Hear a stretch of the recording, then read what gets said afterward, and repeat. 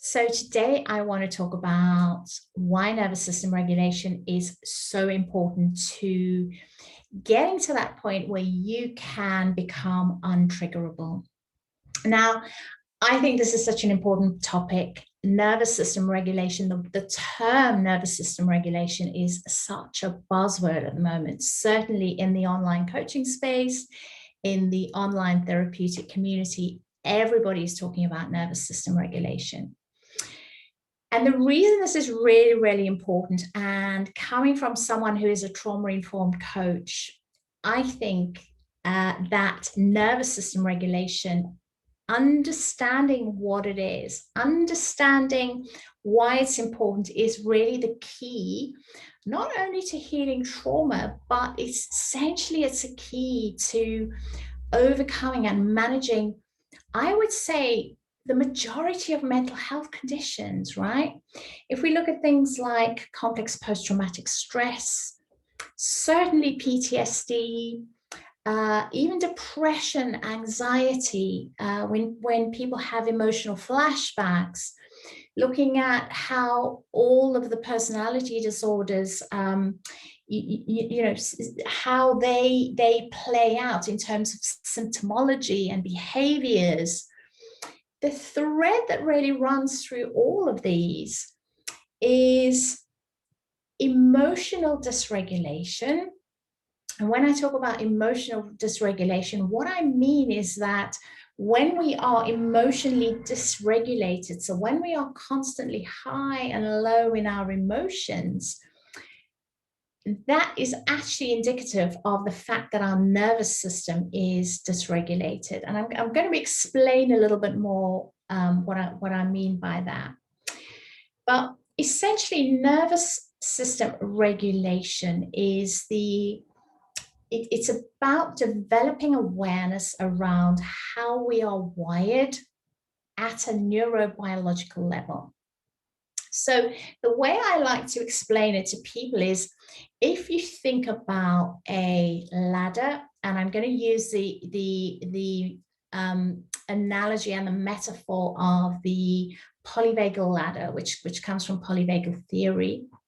If you think of a ladder with 3 levels, okay, the top of the ladder is what we would call ventral vagal, which essentially is when you are in a state where you feel, or you're grounded, you're calm, you're curious, you're resourceful, you're open, you're holding, you're balanced, you feel balanced. That essentially is the top of the ladder, okay? What happens then is when we become stressed, let's say somebody stresses us out, something traumatic happens, we then become activated in our nervous system, okay? So what happens is it's an autonomic nervous system response. What happens is your heart may begin to beat a little bit faster. You'll feel the adrenaline going through your system, that your cortisol levels are going to go up. You may get sweaty palms. You may feel a little bit jittery, a little bit activated. You may feel a bit sick in your stomach. This is a response in your body, which is essentially your nervous system reacting to stress. And we've all heard about the fight, flight, freeze, stress response. So what's actually happening in your system when you go into that activated state is you are being primed to either fight or to flight, so to run away from that thing that's stressing you, that thing that essentially is going to harm you or kill you. Because remember, our nervous system is essentially wired for protection. It's wired to keep us safe. That is how we are made, right? That is the function of our brain. The primary function of the brain is to keep you alive, keep you safe, keep you away from danger. So the middle of the ladder then is that activated state, that what we would call sympathetic activation, which is when you're hyped up, you're wired, when you are in the state, you emotionally how this plays out is that you may become angry, you may become irritable, you become very reactive, you may become very defensive, protective, guarded, anxious. This is where the anxiety, you know, the anxious state is very much that activated state. And it's an activated energy. It's an energy that needs to move, right? It's an energy that it's like charged. It has that charge behind it. And when you are in fight flight, as I say, those emotions are going to be highly charged. Anxiety, anger, overwhelm, rage, all of that is very much akin to the fight flight sympathetic activation state, okay, which is the middle of the ladder. Then we get to the bottom of the ladder. So the bottom of the ladder is what we could essentially call the shutdown, that we call it the dorsal vagal in polyvagal speak. And this is when our system almost goes, it's almost that freeze response that you get, where you see that in animals when your nervous system goes into that shutdown, immobilized state, where you almost think about a turtle retracting its head into a shell.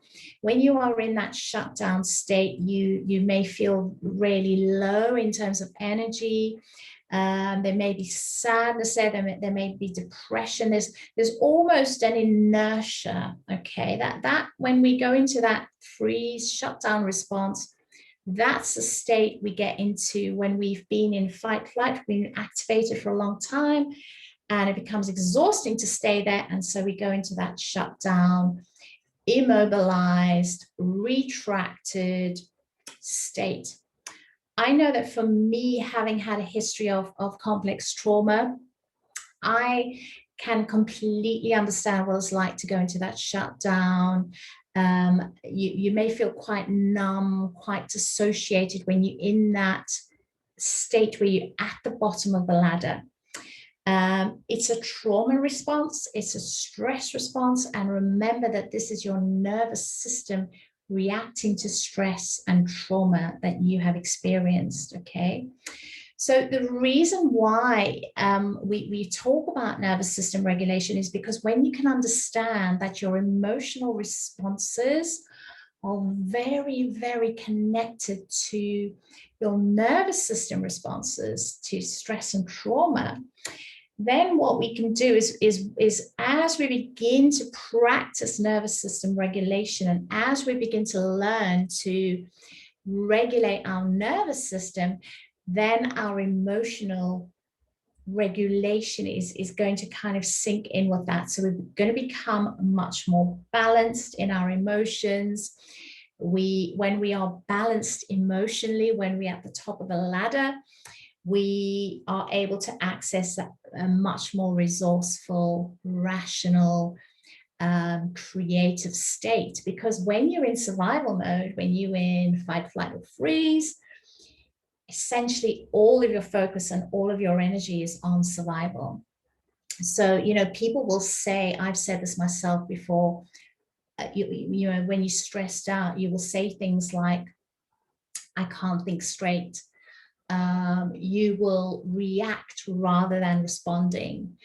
And so, you know, our rational brain actually goes offline when we're in survival, and it's all about survival. It's all about fight, flight, freeze, and that will play out in your behavior. So I think the reason why it's important to understand this is because when our nervous system reacts to stress and trauma, we always experience it at the level of our body first, our nervous system first. So you're going to get the sensations in your body. You know, think about when you feel angry, your fists may go tight, you may get red in the face, you know, you feel it in your body first, then you have the emotional response or reaction, and then the thoughts are part of that as well. But understanding that this is your nervous system responding, and whether you're in fight, flight, or freeze, essentially you don't feel safe at the level of your nervous system. So bringing techniques into your life, and I bring techniques into my therapy sessions all the time because I do mostly EMDR with my clients, and part of the EMDR protocol is about giving people the resources and the tools and the techniques that you can use to get you to the top of the ladder, to get you to that place where you feel safe in your nervous system, where you feel grounded, where you feel resourced and equipped to process your trauma and to look at and to deal with essentially what's happened to you in your life. Okay. So understanding this and understanding neuroception, which essentially is how your nervous system responds to all of your triggers, is absolutely crucial in not only healing your trauma, but in healing all manner of mental health conditions. So I hope this video helped. Please pop your comments in the comment box below. Let me know if you have any questions, and I'll see you in the next video. Take care.